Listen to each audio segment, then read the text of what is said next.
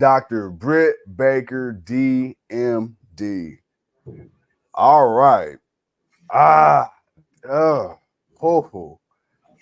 I'm gonna be honest with y'all. And I'm pretty sure I'm a surprise Tuco with this.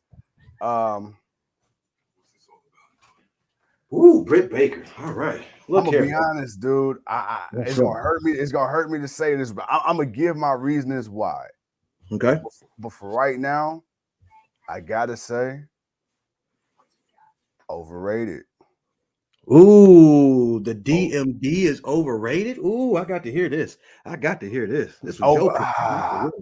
okay. Now, before I say why, let me give her flowers. Let me give her credit because I am a huge fan. Me saying overrated does not deter from the fact I'm a huge fan, and I do believe she is still one of the biggest names in the business. But I got to be honest. Okay, so Britt Baker.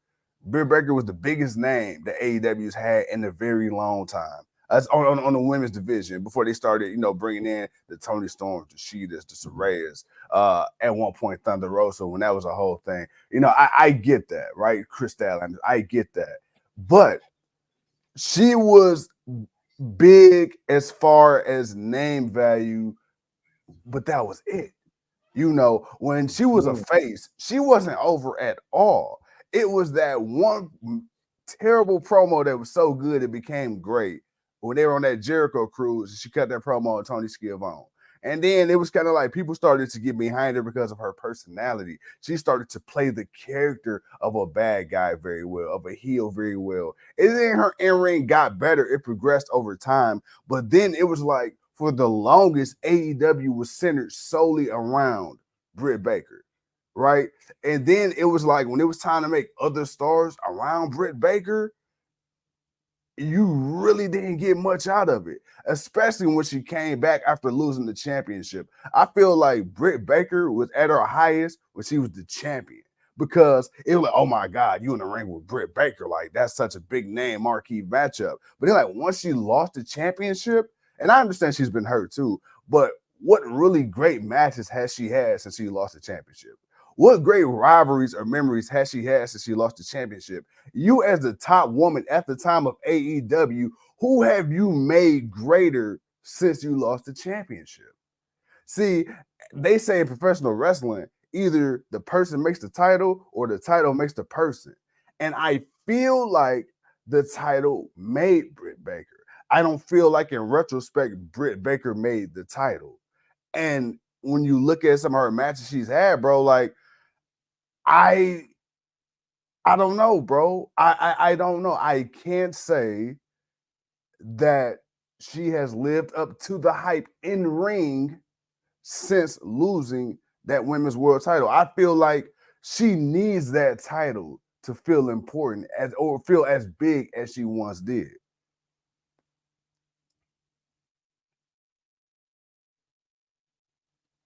Uh-oh, bro. Yo, your mic muted.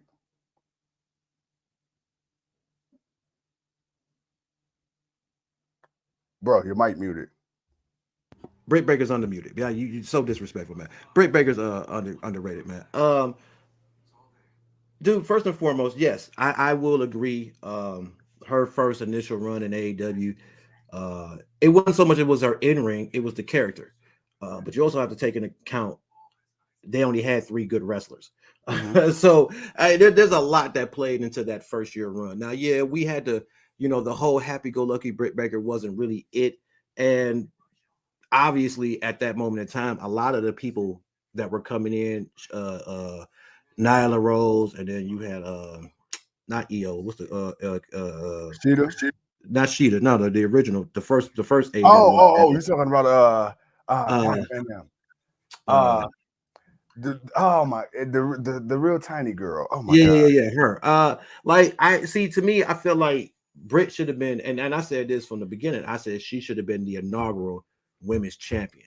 Like you could have had her build up a nice little heel, and you could have had her and have a nice little run, put on some good matches with people. But the problem was the AEW didn't have enough women, so that's not necessarily her fault for not really making it what it was, because we kept saying that. We said, man, if AEW had a few more females, that were solid in the ring to really kind of give that, give her that someone that she could really bounce off of. Because a lot of people she was in the ring with, she was better than them, or they weren't really all there, unless it was Nyla Rose. But it wasn't like they were fighting a lot. And once Britt Baker cut that promo on the cruise, yeah, we started to see the heel work, and we were liking the heel work. But again, we needed to see more legit women. We need not so much as like legit in name, but just legit in ring. So Yeah. I can't necessarily fault Britt Baker for the slow start of the women's division because of what they had to work with. We all know Vince was ciphering up all the women talent, and he wasn't letting people go until he was ready to let them go. And we said, let some of them people go, and then let's see what happens when they come to this company. And we saw that. So we got to see that. So I can't put that on Britt. Now, Britt Baker being the champion obviously was her best run.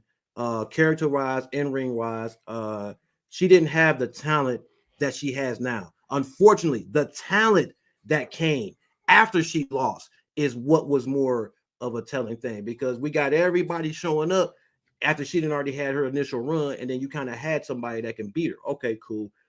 Who was it? Sheeta? I think it was beat her. I think it was Sheeta that beat her. But as far as in-ring, I think Britt Baker's in-ring is one of the best. Is there someone else that can what's up, little homie? You back? You back?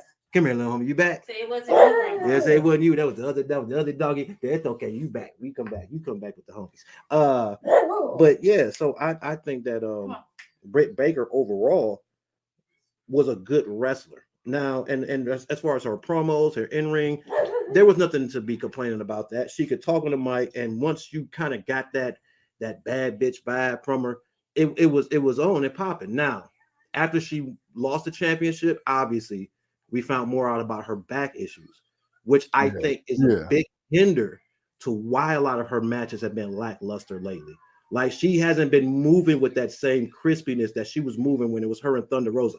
Thunder Rosa, that's what it was. Thunder Rosa that beat her. When her and Thunder Rosa was going back and forth, dude, we were loving it. We were praising everything about it. So the fact that, but again, we knew she's dealing with a tough injury. Your back is most important to you when you move, how much you move, and we can see it in a lot of her matches, and just her movement. It was not the best. So I'm not going to down her because of injury, especially when she's been one of the main women, and she's had to deal with some injuries. So it kind of stalled out because she had the ankle injury because she was sitting in the little protected booth with a Rebel.